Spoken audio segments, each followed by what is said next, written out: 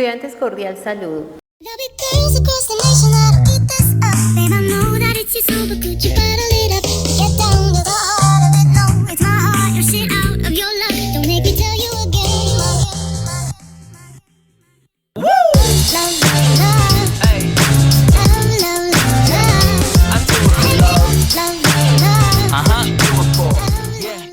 En la clase de hoy vamos a hablar sobre el tema de las personas imputables y de las personas inimputables. Y para ello tenemos que dar inicio definiendo qué se entiende por la imputabilidad y la inimputabilidad. Y partimos de que estos conceptos tienen aspectos subjetivos frente a la sanción que se obtiene como consecuencia de la conducta o del actuar de una persona que lleve a cabo este comportamiento y que sea contraria a la ley. Entonces, de acuerdo a la conducta, a la acción ejecutada por el sujeto activo, vamos a ver cómo se encuadra en la tipificación penal y cuál sanción será la aplicable de acuerdo a este comportamiento. ¿Qué entendemos por personas imputables? Entonces, la imputabilidad es la capacidad del ser humano para entender su conducta que lesiona los intereses protegidos de sus coasociados y para adecuar ese actuar de acuerdo a esa comprensión. Esto significa entonces atribuirle a alguien las consecuencias de su obra, para lo cual el acto debe ser realizado con discernimiento, intención y plena libertad de lo que él está haciendo o está ejecutando. Las personas imputables es cuando un sujeto entonces tiene la capacidad psicológica y puede comprender que a través de la conducta que ha realizado y la cual ha vulnerado la ley, porque es antijurídica, debe saber que sus hechos tendrán entonces unas consecuencias legales. Es decir, la persona, cuando hablamos de personas imputables, quiere decir que la persona es consciente de la ilicitud de su conducta y aún así toma la decisión de ejecutarla. Es entonces cuando la doctrina señala que la imputabilidad es un presupuesto de la culpabilidad, ya que al decidir el sujeto llevar a cabo o realizar la conducta, el individuo actúa bien sea con dolo o con culpa. Vamos ahora a explicar entonces qué son las personas inimputables. Las personas inimputables son aquellas que en el momento de ejecutar su acción, la conducta típica y antijurídica, no tienen la capacidad de comprender que esa conducta es ilícita o de determinarse de acuerdo con esa comprensión por diferentes motivos o razones que vamos a exponer a continuación. Entonces, esa persona no es consciente de que la conducta que está cometiendo es ilícita y puede presentarse por inmadurez psicológica, trastorno mental, diversidad sociocultural, y también es aplicable cuando hablamos de personas inimputables a los menores de 18 años, quienes al momento de cometer una conducta delictiva son sometidos al sistema de responsabilidad penal para adolescentes. Cuando hablamos de las personas inimputables, entonces esto quiere decir que la persona no es capaz de comprender el delito que realizó, ni mucho menos las consecuencias que se le pueden abarcar como consecuencia de estos actos. Por esa razón, en estos casos no se aplica una pena, tiene otra forma de sanción, por llamarlo de alguna forma. Por lo anterior, estas personas se consideran inimputables cuando se logra demostrar que el individuo o el sujeto presentó alguna situación de las antes mencionadas que no le permitía percibir que está atentando contra un bien jurídico debidamente tutelado y que no puede notar entonces la ilicitud de la conducta frente a este. La inimputabilidad según el Código Penal. Entonces, el Código Penal en su artículo 33, Código Penal colombiano, establece o señala mejor al inimputable de la siguiente manera: al individuo que en el momento de la ejecución de un delito no tenga la capacidad de entender su ilicitud y no logre determinar su comportamiento de conformidad con esa percepción, ya sea causada por su inmadurez psicológica, por algún trastorno mental o por motivos socioculturales. Tengan en cuenta que acá el Código Penal nos señala como los ítems en los cuales puede estar la conducta de la persona que se considera inimputable para poder ejercer esta acción, ¿no? O el motivo de por qué puede llevarla a cabo. La inimputabilidad, entonces, seguido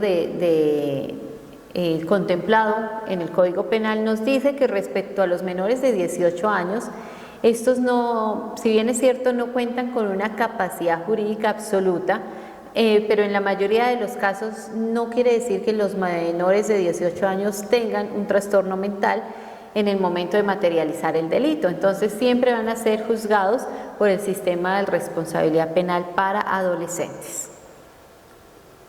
Ahora bien, ya dejamos al lado un poco el tema de inimputabilidad, vamos a hablar el tema de imputabilidad, pero en el aspecto penal. Y entonces acá hace referencia a la capacidad que acredita a una persona para poder ser imputado por la comisión de algún delito. Entonces es esa capacidad que tiene el sujeto activo, el agente o el autor para que sea judicializado por la conducta que desplegó al cometer su actividad delictiva. Entonces se debe tener en cuenta en la imputabilidad penal criterios psicológicos en cuanto a la personalidad del sujeto que se manifiesta durante la comisión de la conducta punible. También se debe tener en cuenta actitudes con las que cuenta el sujeto para comprender la ilegalidad de su conducta desplegada y la capacidad para autodeterminarse y dirigir su conducta de conformidad a la ley previamente establecida, ¿no? Elementos de la imputabilidad penal. Entonces, tenemos tres elementos y el primero de estos nos hace relación a que debe existir una relación de causalidad entre el sujeto activo y la conducta típica antijurídica que se despliega, lo que otorga a los hechos la existencia de un autor punible de la misma conducta. Segundo, que la conducta típica cometida debe ser ilícita y antijurídica. Tercero, que debe existir la plena voluntad y conciencia sobre la conducta que se va a ejecutar por parte del agente infractor. Penas y medidas de seguridad. Ya explicamos quiénes son las personas inimputables y quiénes son las personas imputables. Cuando hablamos de penas y medidas de seguridad, entonces partimos del hecho que hay la comisión de un delito por parte de una persona. Entonces, para esa persona que ha delinquido, que ha vulnerado la norma penal, pues vendrán unas sanciones en el caso de las personas imputables y unas medidas de seguridad en caso de las personas inimputables. No se les puede juzgar a ambas de la misma forma porque obviamente no tienen las condiciones de pronto físicas, psicológicas o socioculturales para ser judicializados con la misma normatividad penal, ¿no? Entonces, dentro de las penas principales que se denominan prisión y multa y que son aplicables única y exclusivamente a las personas imputables, vamos a definir a qué hace relación cada una de ellas. Entonces, tenemos como penas principales la prisión y la multa.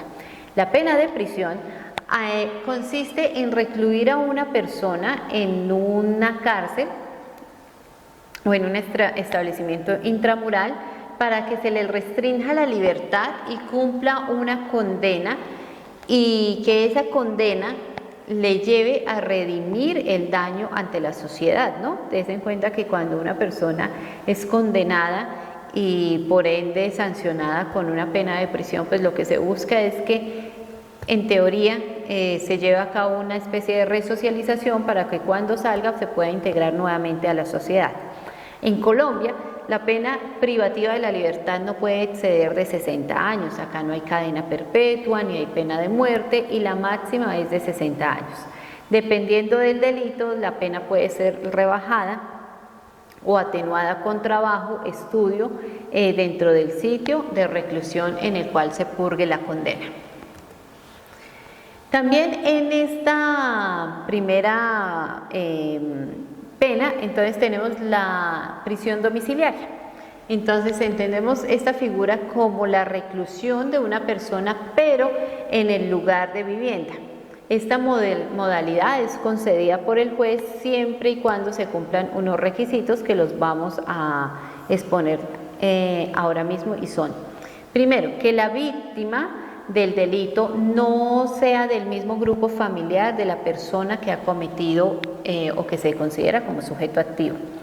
Segundo, que la pena no puede ser superior a 5 años de prisión. Y tercero, que la persona, de acuerdo a sus condiciones sociales, laborales y familiares, no representen un peligro para la sociedad. Si se cumplen estos 3 ítems, entonces el sujeto activo, el agente o el autor que infringió la ley penal puede ser objeto del beneficio de la prisión domiciliaria.